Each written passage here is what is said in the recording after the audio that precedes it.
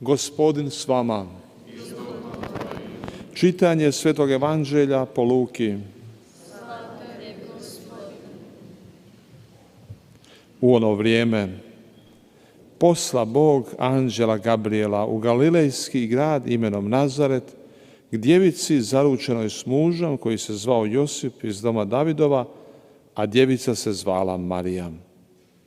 Anđeo uđe k njoj i reče: Zdravo, milosti puna, Gospodin s tobom. Na tu se riječ ona smete i stade razmišljati kakav bi to bio pozdrav. No anđeo joj reče: Ne boj se, Marijo, da našla si milost u Boga. Evo, začećeš i roditi sina i nadjenut ćeš mu ime Isus. On će biti velik i zvaće se Sin Svevišnjega. Njemu će Gospodin Bog dati prijestolje Davida, oca njegova, i kraljevat će nad domom Jakovljevim uvijeke, i njegovu kraljevstvu neće biti kraja. Na to će Marija anđelu: Kako će to biti kad ja muža ne poznajem? Anđeo joj odgovori: Duh Sveti sići će na te i sila će te Svevišnjega osjeniti. Zato će to čedo i biti sveto, Sin Božji.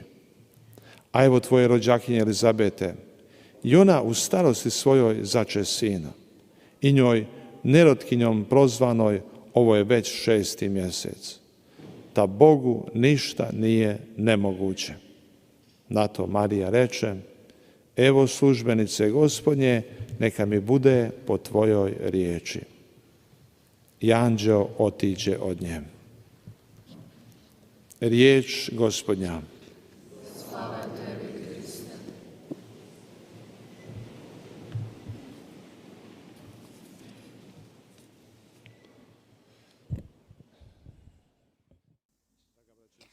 사랑하는 형제자매 여러분,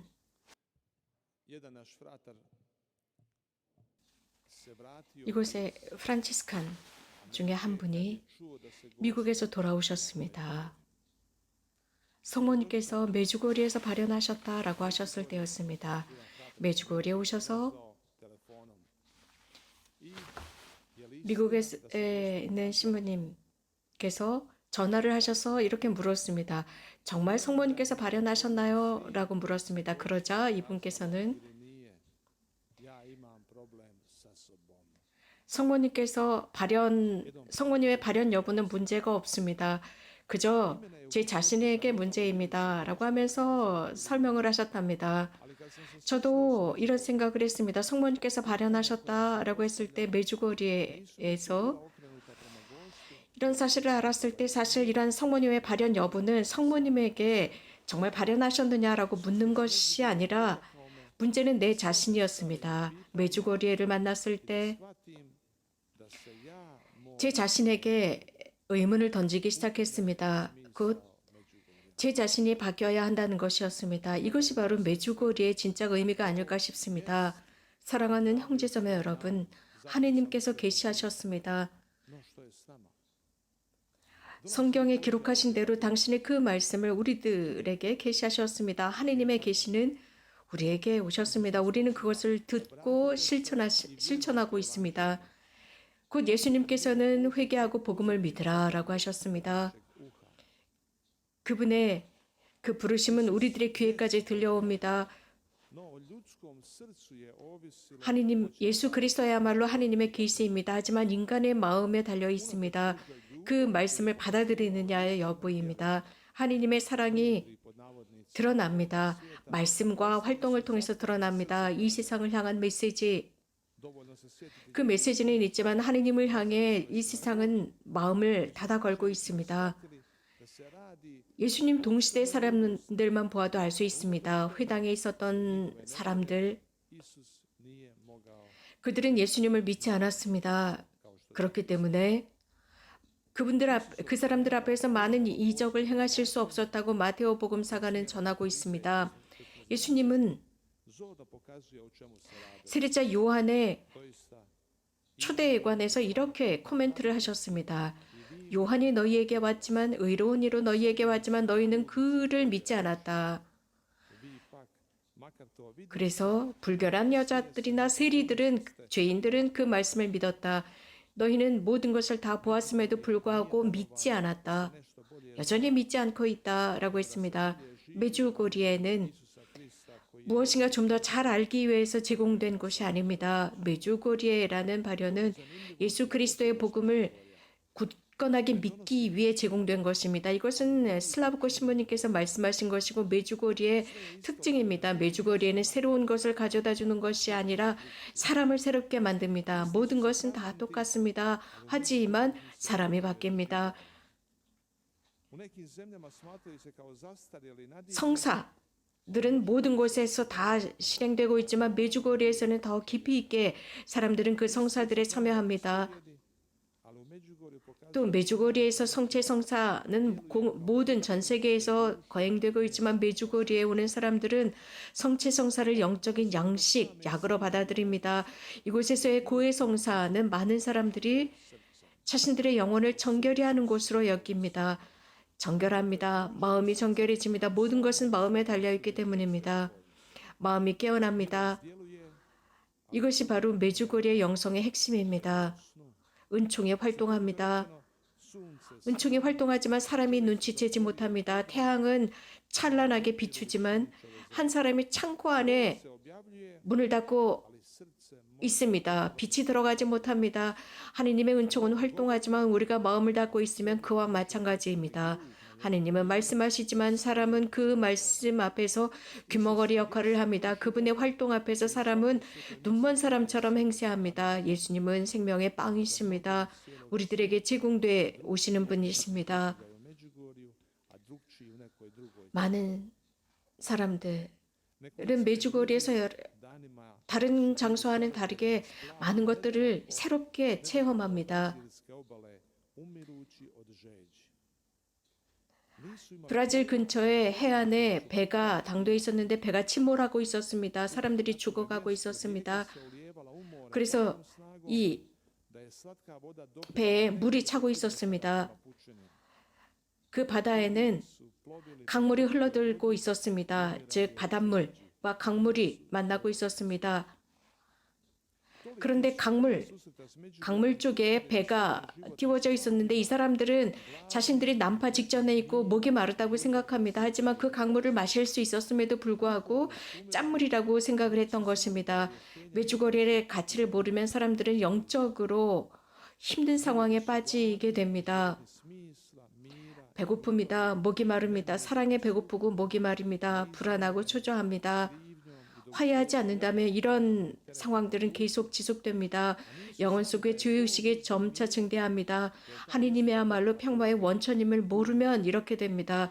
그 평화의 원천, 그것은 정말 우리가 가까이 손에 잡을 수 있습니다. 고해성사입니다. 고해소입니다. 그분의 자비와 용서가 있는 곳입니다. 어떤 기자가 저에게 물었습니다. 메주고리의 특별함이 무엇인가요? 그 기자는 슬라브코 신부님의 말씀에 놀랍니다. 저도 이런 이야기를 했습니다. 특별함이 없습니다. 단지 많은 사람들이 찾아올 뿐입니다. 메주고리가 특별한 것은 없습니다. 단지 이곳에 왔을 때 눈을 뜨는 것 자체가 특별함입니다. 메주고리에는 어떤 새로운 계시를 가져다 주는 것도 아닙니다. 단지 있었던 하느님께서 우리들에게 주신 그 계시를 향해서 눈을 뜨는 곳이 메주고리에입니다. 메주고리는 어떤 새로운 영성을 발명하고 개발하는 곳이 아닙니다. 이미 우리가 알고 있는 그 영성을 깊이 있게 하는 곳입니다. 로사리오 기도를 봉헌하고 성체 안에 계시는 예수님을 흠숭하고 십자가 조배를 하고 단식하는 곳입니다. 이것은 이미 알고 있었던 이런 것들을 우리가 새롭게 실현하고 혁신하고 실천하는 것이 새로움입니다. 메주고리에는 복음을 실천하도록 초대하는 하늘의 음성입니다. 우리들 주변에서 우리가 할 수 있는 것들입니다. 우리들 눈앞에서 일어나고 있는 것들, 그것을 우리가 마음만 열면 볼 수 있습니다. 인식하는 것입니다. 감옥에 갇힌 사람이 독방에서 몇 년 동안 혼자 지냅니다. 몇 년 동안 아무도 만나지 못하고 아무 말도 하지 않습니다.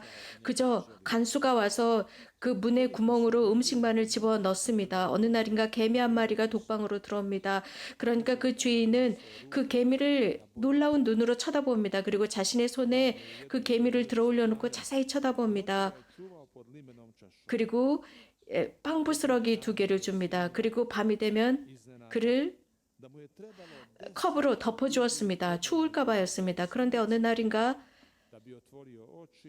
그는 10년 동안 그 독방에 있으면서 10년 만에 드디어 그 개미 한 마리의 아름다움, 경이로움을 발견했다고 했습니다. 눈을 뜬 것이죠. 예수님께서는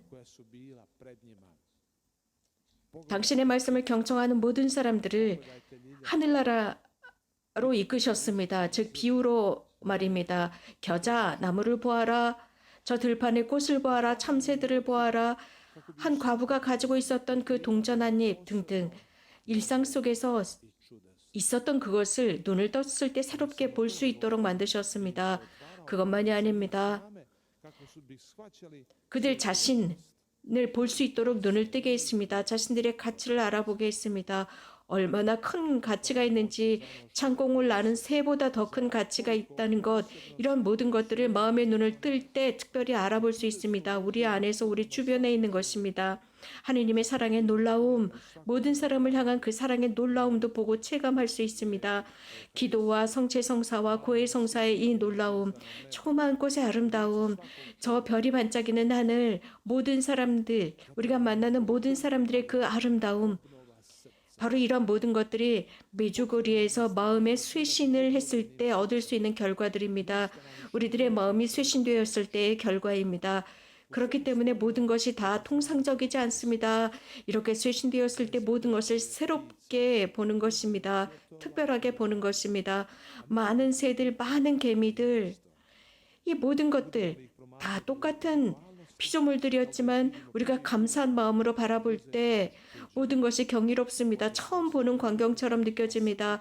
그런 것들을 감상할 수 있게 됩니다. 그러면 우리들의 마음은 기뻐할 것입니다. 어린 아기가 처음 개미를 보고 새를 보아서 기뻐하는 것처럼 말입니다. 그래서 고해성사와 성체성사는 보석입니다. 진주입니다. 우리가 멋진 성당 안에서 고해성사를 받는다는 것이 좋은 것일까요? 아니면 그저 단순한 메주거리에서 고해성사를 보는 것이 좋은 것인가요? 똑같습니다. 단지 중요한 것은 인간의 마음 자세입니다. 고해성에 들어가는 그 사람의 마음 자세가 중요합니다. 성체성사는 무한한 사랑입니다. 그러나 여기에 핵심은 어떤 마음 자세로 이 성체성사에 참여하는 것인지입니다. 그저 죽은 송장처럼 참여하느냐 아니냐입니다. 메주거리에 있는 모든 이곳에서는 마음으로 하는 것입니다. 마음으로 미사에 참여하고 마음으로 단식하고 마음으로 고해성사를 받는 것입니다. 그럴 때 세상은 바뀝니다. 즉 우리들의 마음이 바뀌기 시작할 때 세상이 바뀝니다. 사람과 피조물이 바뀝니다. 성체성사, 그 외 모든 것들은 다 똑같을 것입니다. 그러나 우리들의 마음이 열려있을 때, 하느님의 은총에 열려있고 우리들의 마음이 쇄신되었을 때 모든 것이 놀랍도록 달라 보입니다. 다 다른 것 같습니다. 이미 우리가 알고 있는 것임에도 불구하고 우리는 새로운 관점으로 새로운 마음으로 새롭게 경험하게 됩니다. 복음에서 예수님께서는 예 주님 제가 여기 있습니다. 당신의 말씀이 제 안에 이루어지기를 바랍니다. 라고 말씀하신 성모님의 개방성을 보았습니다. 성모님의 완전히 열려있음을 보았습니다. 하느님께 드린 대답, 그분의 말씀, 그분의 뜻을 우리들의 것으로 받아들입시다. 아멘.